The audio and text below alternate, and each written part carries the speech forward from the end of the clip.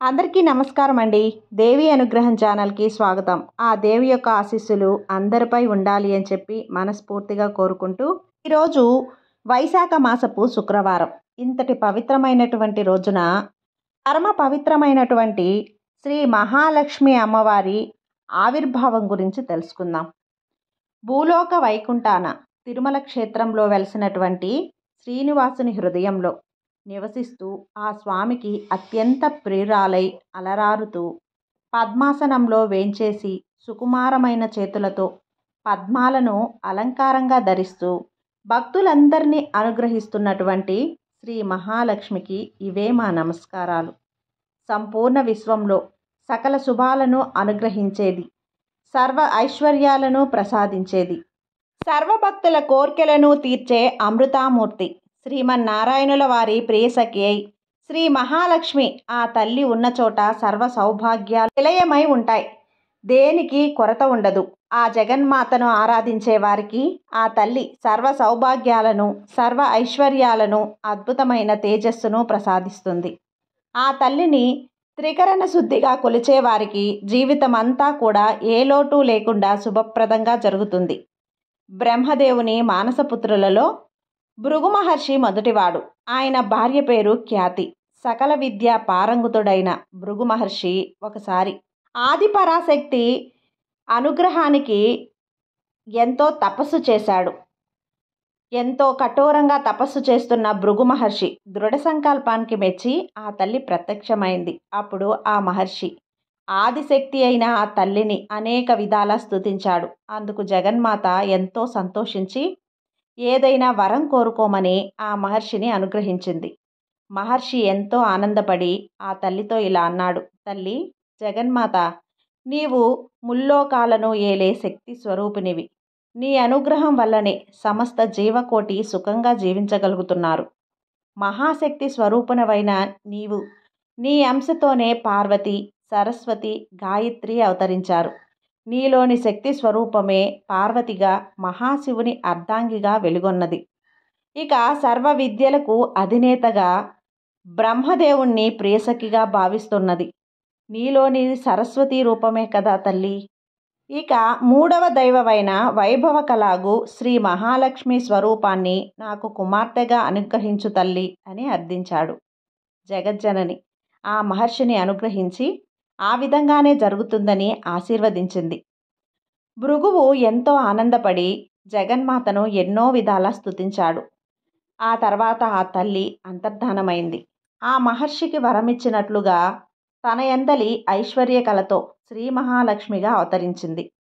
కమలముల వంటి కన్నులు, మన్మధుని విల్లు వంటి కనుబొమ్మలు, మోదుగ చిగుళ్ల వలె ఎర్రనైన పెదవులు, అద్భుతమైన చెక్కిళ్లతో దివ్యంగా ప్రకాశిస్తూ శ్రీ మహాలక్ష్మి ఆవిర్భవించింది.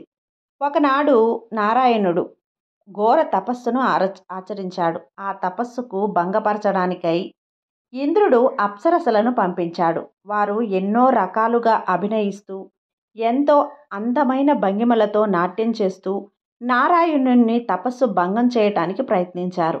నారాయణుడు ఏమాత్రం చెలించక తన విశ్వరూపాన్ని ప్రదర్శించాడు. దివ్యమైన ఆ విశ్వరూప దర్శన తేజస్సుకి తట్టుకోలేక అప్సరసలు దేవలోకానికి వెళ్ళిపోయారు. శ్రీమన్నారాయణుడు అప్సరసలకు విశ్వరూపంలో దర్శనమిచ్చాడని తెలుసుకున్న శ్రీ మహాలక్ష్మి ఆ స్వామిని భర్తగా పొందాలని తలచింది. ఆ స్వామినే ఆరాధిస్తూ కఠోర దీక్షతో తపస్సు ప్రారంభించింది. ఆ జగన్మాత తపస్సు ప్రభావంతో ముల్లోకాలు కనిపించాయి.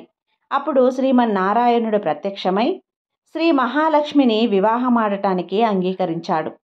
భృగువు శ్రీ లక్ష్మీనారాయణుల వివాహం ఎంతో వైభవంగా జరిపించాడు. స్వర్గలోకపు అధిపతి అయిన ఇంద్రుడు ఒకసారి అధికంగా సురాపానం సేవించి వెళ్తూ ఉండగా దుర్వాస మహర్షి కనపడి పారిజాత పుష్పాన్ని ఇంద్రుడికి బహూకరించాడు.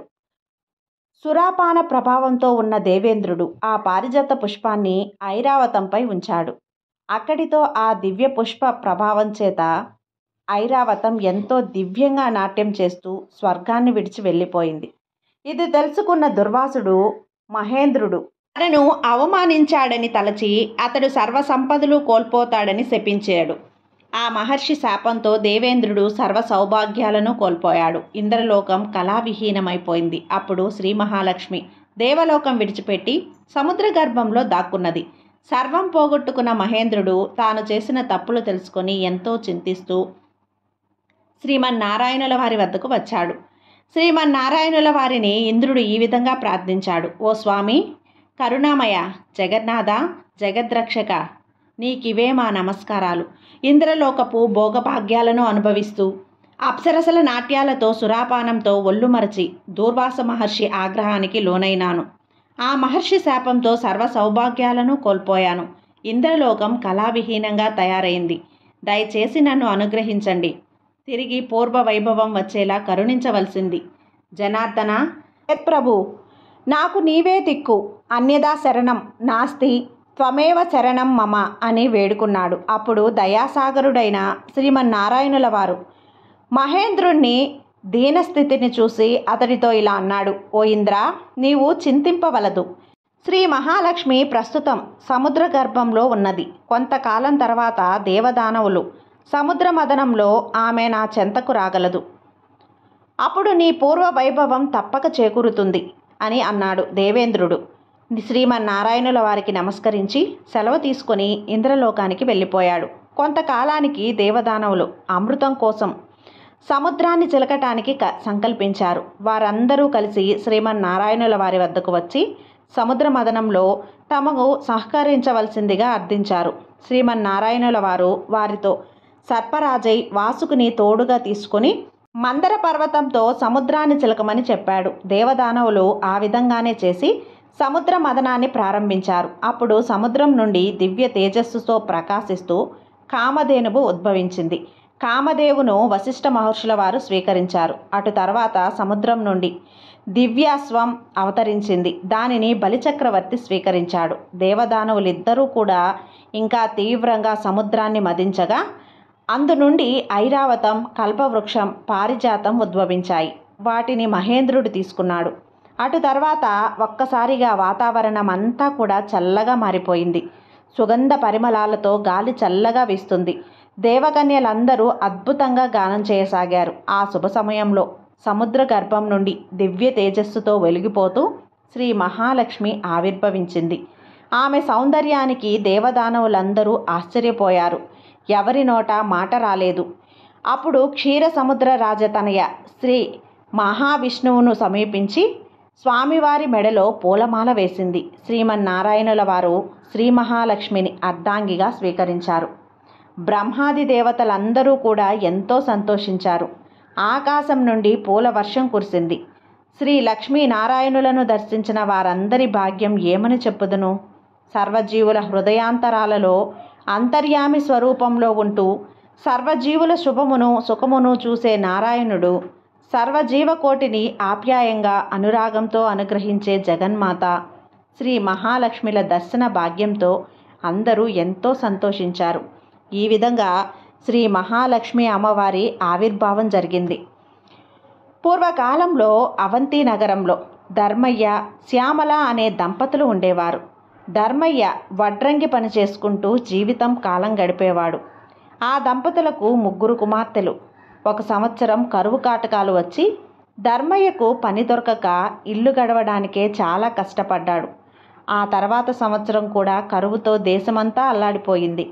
ప్రజలందరూ కూడా తిండి గింజలు దొరకక నానా ఇబ్బందులు పడ్డారు. ధర్మయ్య పరిస్థితి మరీ దారుణంగా ఉండేది. తినడానికి 2 పూటల భోజనం కూడా దొరకక మరమరాలు తింటూ కాలం గడుపుతున్నారు. కానీ ఆ దంపతులిద్దరూ ఇంత కష్టకాలంలో కూడా భగవంతుణ్ణి మరవలేదు. వారింట్లో తరతరాల నుంచి వస్తున్న శ్రీ లక్ష్మీనారాయణుల విగ్రహం ఒకటి ఉంది. ఆ విగ్రహాన్ని రోజు భక్తి శ్రద్ధలతో పూజించేవారు. రోజు ఏదో ఒక పదార్థం తప్పకుండా నైవేద్యం పెట్టేవారు. అయితే 2 సంవత్సరాల కరువు వల్ల ఇంట్లో ఏ పదార్థం లేకపోవటం చేత ఇంటి ఆవరణలోని తులసి మొక్క నుండి ఒక దళాన్ని శ్రీ లక్ష్మీనారాయణులకు భక్తితో కన్నులద్దుకొని సమర్పించేవారు. రోజులు ఈ విధంగా గడుస్తూ ఉన్నాయి.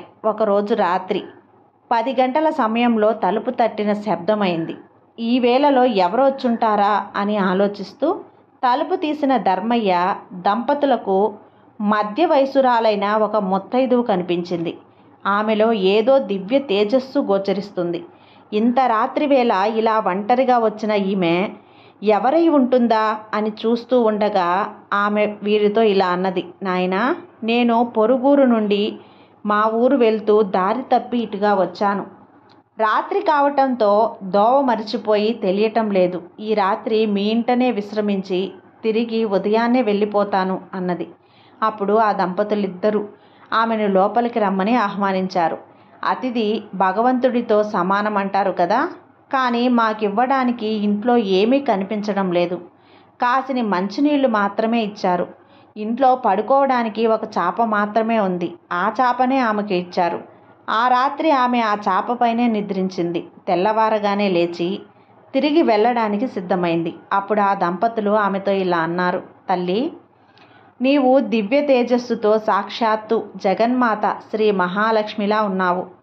నిన్ను వట్టి చేతులతో పంపుతున్నందుకు ఎంతో బాధగా ఉంది అన్నారు. అప్పుడు ఆమె, ఓ దంపతులారా, మీరు చింతింపకండి. మీ ఇంట ఉండడానికి ఒప్పుకున్నాను, అదే చాలు అని అన్నది. అప్పుడు శ్యామలమ్మ ఆమెకు బొట్టు పెట్టి పంపించింది. ఆమె వెళ్ళిన తర్వాత కాసేపటికి ఇంట్లో ఏదో చప్పుడు వినిపించింది. ఏంటా అని ఇల్లంతా చూడగానే శ్రీ లక్ష్మీనారాయణుల విగ్రహం వద్ద నుండి శబ్దం వస్తున్నట్లుగా వారు గమనించారు. అక్కడ కొన్ని బంగారు నాణేలు పడి ఉన్నాయి. అప్పుడు వారికి జరిగిందంతా అర్థమైంది. రాత్రి తమ ఇంటికి వచ్చింది మరెవరో కాదు, సాక్షాత్తు ఆ మహాలక్ష్మే. ఆ తల్లికి తామేం ఇవ్వలేకపోయామే, కనీసం తగిన వసతి కూడా కల్పించలేకపోయామేమో అని బాధపడ్డారు. ఆ తల్లిని అనేక విధాలా స్తుతించారు. శ్రీ మహాలక్ష్మి అనుగ్రహం కలిగిన ఆ కుటుంబం ఆ ధనంతో పిల్లల పెళ్ళిళ్ళు ఘనంగా జరిపించారు. జీవితాంతకాలం సుఖంగా జీవించి ఎన్నో సత్కార్యాలు చేసి చివరికి ముక్తిని పొందారు. దీపం లక్ష్మీ స్వరూపం. ధర్మయ్య దంపతులు రోజు శ్రీ లక్ష్మీనారాయణుల విగ్రహం వద్ద దీపం వెలిగించేవారు. ఎంతటి కష్ట సమయంలోనైనా దీపారాధన మాత్రం మానలేదు. అందువలనే శ్రీ మహాలక్ష్మి ఎంతో సంతోషించి వారిని అనుగ్రహించింది. దీపం జ్ఞానస్వరూపం, దీపం ఐశ్వర్య స్వరూపం. దీపం ఉన్న చోట శ్రీ మహాలక్ష్మి చిరునవ్వుతో ఉంటుంది. ఎవరైతే నిత్యం దీపారాధన చేస్తూ ఉంటారో వారు సిరి సంపదలతో తులతూగుతారు. దేనికి లోటు ఉండదు. ధనధాన్యాలు సమృద్ధిగా ఉంటాయి. ఆ తల్లి అనుగ్రహం ఉన్నవారికి సర్వ సౌభాగ్యాలు లభిస్తాయి. ఓ జగజ్జనని, జగన్మాత శ్రీ మహాలక్ష్మి, నీకివే మా నమస్కారం. ఓ మంగళప్రదాయిని, నీకివే మా ప్రణామాలు. ఓ లోకేశ్వరి, నీకివే మా నమస్కారములు. భక్తుల కోర్కెలు తీర్చే కల్పతల్లివి శ్రీ మహాలక్ష్మి, శ్రీమన్నారాయణుని ఇష్టసఖివి, కమలముల వంటి కళ్ళు గలదానివి, సమస్త శుభములు ప్రసాదించుదానివి. నీకు జయము గలుగుగాక. శ్రీ లక్ష్మీ కటాక్షం ఉన్నవారికి సర్వ సౌభాగ్యాలు చేకూరుతాయి.